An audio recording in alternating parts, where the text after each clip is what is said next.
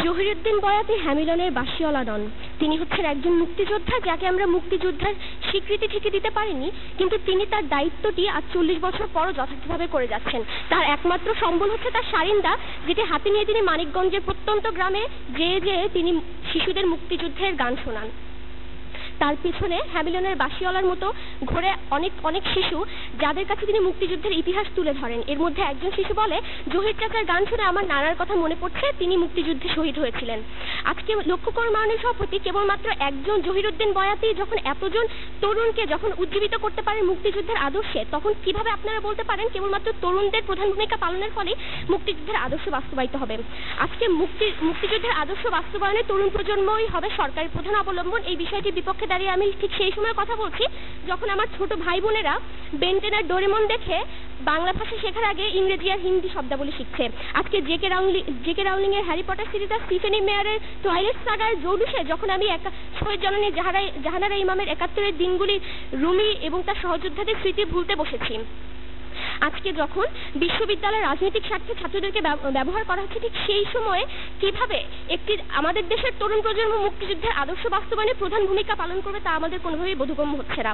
আপনারা অনেকগুলো পরিসংখ্যান দেখিয়ে গেছেন বাংলাদেশের তরুণ প্রজন্মের সংখ্যা কত ইত্যাদি ইত্যাদি। আমরা মেনে নিচ্ছি যে বাংলাদেশের তরুণ প্রজন্ম অবশ্যই দেশের উন্নয়নে অবদান রাখতে পারে, কিন্তু আজকে আপনারা অনেকবার অর্থনৈতিক মুক্তির কথা বলে গিয়েছেন, আমাদের পোশাক শিল্পের সমৃদ্ধির কথা বলে গিয়েছেন। হ্যাঁ, এটি অত্যন্ত বাস্তব একটি কথা।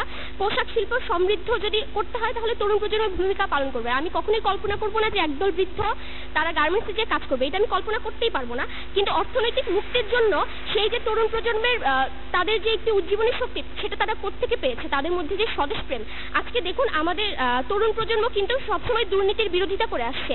এই যে দুর্নীতির বিরুদ্ধাচারণ, এই যে স্বদেশপ্রেম তাদের মধ্যে কোত্থেকে এসেছে? কারণ তাদের হাতে তুলে দেওয়া হচ্ছে 71-এর চিঠি, কারণ তাদের হাতে তুলে দেওয়া হচ্ছে আমার বন্ধু রাশেদ এবং জ্যোৎস্না জননীর গল্পের মতো বই।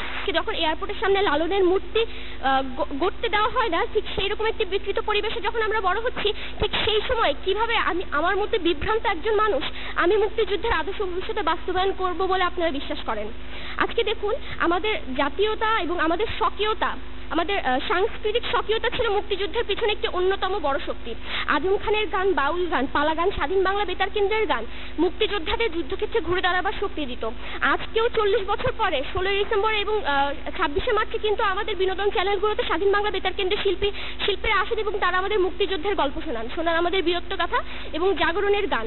কেন আজকে তারা আমাদের এই গান শোনাচ্ছেন? কেননা তাদের এই দিক নির্দেশনা থেকে যাতে আমরা মুক্তিযুদ্ধের আদর্শ বাস্তবায়নে উজ্জীবিত হতে পারি। উভয় প্রজন্ম যদি সমান ভূমিকা পালন না করে তাহলে কখনোই আমরা মুক্তিযুদ্ধের আদর্শ বাস্তবায়িত করতে পারবো না।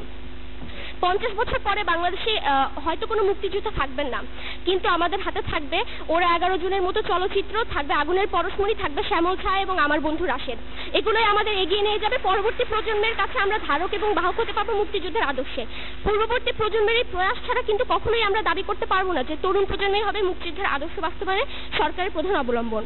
আসলে আমি অনেক নেতিবাচক কথা বলে ফেললাম। আসলে দেখুন, আমরা যদি ইতিবাচক কথাও বলি, তরুণেরা আসলে অনেক ভূমিকা পালন করছে মুক্তিযুদ্ধের আদর্শ বাস্তবায়নে। এখন যদি আমরা সাইবার ওয়ারের কথা বলি, যে ভারতের বর্ডারে বিএসএফ এর হত্যাকাণ্ড বন্ধ করার জন্য আমাদের তরুণেরা এখন সাইবার ওয়ারে লিপ্ত হয়েছে।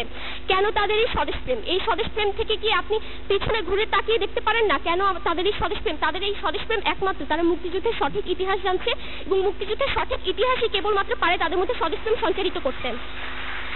আজকে লক্ষ্য করুন, শুধুমাত্র এবারের বইমেলাতেই মুক্তিযুদ্ধের উপর 100টি বই বেরিয়েছে। ডক্টর মোহাম্মদ জাফর ইকবাল মুক্তিযুদ্ধ জাদুঘরের সাথে সম্মিলিতভাবে বাংলাদেশের সকল অঞ্চল থেকে মুক্তিযুদ্ধকালীন ঘটনাবলী সংগ্রহ করার কাজ করছেন।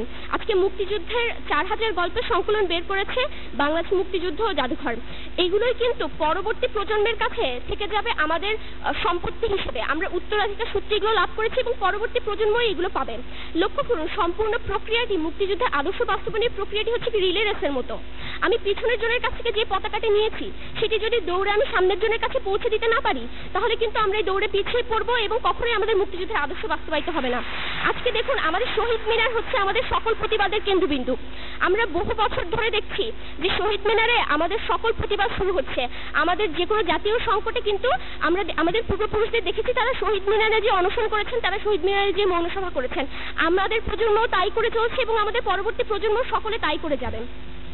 কেন এই স্মৃতির বহমানতা, স্মৃতি বহমান এবং চেতনা এবং আদর্শ সবকিছুই বহমান, তা এক প্রজন্ম থেকে আরেক প্রজন্মে প্রবাহিত হবে, কিন্তু উভয় প্রজন্ম যদি সমান ভূমিকাটি পালন না করে তাহলে কখনোই পরবর্তী প্রজন্মের কাছে সেই ইতিহাসটি সঠিক ইতিহাস পৌঁছাবে না, এবং সেটি না পৌঁছালে কখনোই মুক্তিযুদ্ধের আদর্শ বাস্তবায়িত হবে না। তাই মাননীয় সভাপতি, আমি বলছি যে অবশ্যই এবং অবশ্যই তরুণেরা একটি ভূমিকা পালন করবে মুক্তিযুদ্ধের আদর্শ বাস্তবায়িত করতে, কিন্তু সেই সাথে যদি আমাদের পূর্ববর্তী প্রজন্ম, মুক্তিযোদ্ধা প্রজন্ম যদি আমাদের দিক নির্দেশনা দিয়ে একটি সমান ভূমিকা পালন করেন, তাহলে কিন্তু আমরা মুক্তিযুদ্ধের আদর্শ বাস্তবায়ন করতে পারবো।